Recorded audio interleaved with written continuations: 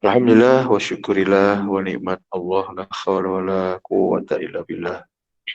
Bahwa di perguruan Tarekat Haq Naksabandi ini akan mengadakan sebuah eh, sebuah acara besar, hari besar, atau sering kita katakan adalah sebagai milad perguruan Tarekat Haq Naksabandi yang ke-63 ini. Dan insya Allah kita sama-sama akan kita ramaikan, kita hadiri, kita sama-sama mendengarkan dari pembacaan serangkaian silsilahnya, ya, dari Nabi Muhammad SAW sampai ke yang terakhir, supaya kesilsilahan ini sehingga jamaah dapat membuktikan, menyaksikan, mendengarkan, sehingga tidak lagi kita ada satu wasangka, ada satu pertanyaan-pertanyaan. Dan kemudian di situ juga adalah kita memberikan bacaan-bacaan persyaratan terhadap jamaah-jamaah yang mengikuti prosesi untuk mengikuti muraqabah, di situ, ya. Dan kemudian terakhirnya juga jamaah-jamaah yang mengikut sertakan ibu bapak dan keluarganya di dalam prosesi itu. Dan kita katakan dengan badal haji atau nyeribu lah di situ. Kalau yang secara istilahnya umum bukan seperti itu. Dan itulah kesempatan-kesempatan yang kita selenggarakan sekali setahun.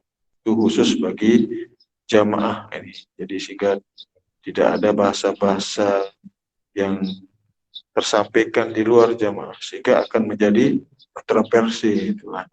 Nah, ini jadi itulah yang perlu jamaah-jamaah ketahui, sehingga di dalam proses ini benar-benar kita mempersiapkan diri, ya, dari setahun sebelum pelaksanaannya. Nah, supaya benar-benar kita melakukan ini ya terlepas daripada pikiran-pikiran, terlepas daripada hambatan, kesulitan, seperti proses kita menjalankan haji syariat itu sampai kita menunggu 10-15 tahun persiapan itu sebenarnya. Itu sebabnya kita jangan terburu-buru dalam persoalan, kan masih panjang, Pak. Daripada terburu-buru tetapi mengakibatkan sesuatu hal yang kurang bagus, kan begitu. Tapi kalau benar-benar kita memulainya, persiapan secara yang bagus, tapi maksimal luar biasa, nah, kita akan memperoleh sesuatu yang maksimal juga, kan. Kalau dikata bahwa mencukupi daripada persyaratan yang kita lakukan, itu yang luar biasa. Kalau kita berikan eh, sebagai pilihan-pilihan terhadap jamaah dalam dalam yang sebagai persyaratannya itu, ya, sehingga jamaah bisa terukur pribadinya, kan begitu. Jadi sebenarnya hal ini bukan satu hal yang baru, sudah dari Datuk Sepuh sudah tersampaikan, ya. Tapi masih juga jamaah-jamaah ini sepertinya kan yang kurang memahami atau kurang menghayati persoalan, supaya kita tidak dianggap maunya, ya, kita membuat-buat, kan. Nah, karena persoalan ini, jawab pernyataannya beliau itu akan menjadi satu hal yang berbahaya ketika kita tidak memenuhi persyaratan itu soalnya, ya. Nah, jadi di dalam Al-Quran pun disebut, di dalam Al-Quran itu, ya, apabila mengadakan sebuah pembicaraan khusus dengan Rasulullah, maka sebelum pembicaraan itu kita harus keluarkan dulu. Kan bayangkan lah, itu seperti itu bahasa. Apa yang harus kita keluarkan? Nah, itu pengorbanan, itu sedekahnya itu. Ketika kita mau mengadakan pembicaraan khusus, itu, ya. Nah, itu sebenarnya. Jadi di situ saya ketemu, di sini akan ketemu dalil itu menjadi sebagai penjelasan terhadap apa yang harus kita lakukan, kan. Ya.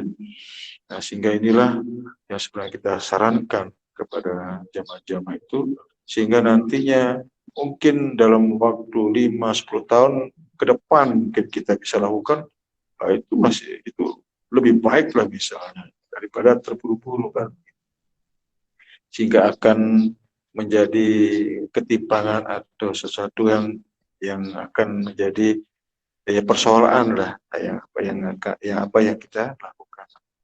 Nah itu makanya kita dalam pelaksanaan haji itu kan benar-benar terbebaskan ya, dari hal-hal yang berkaitan tentang piutang kan begitu, pinjam meminjam itu. Makanya haji itu ada benar-benar dipakai, ada dana yang lebih di situ kan gitu kan.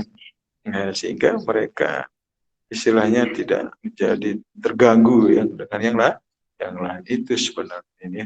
Nah, ini sebenarnya sebagai sebuah apa namanya gambaran-gambar ya itu. Jadi sehingga jamaah itu nyaman aman sebenarnya. Nah, itulah ketika prosesi ini sehingga benar-benar terlaksana.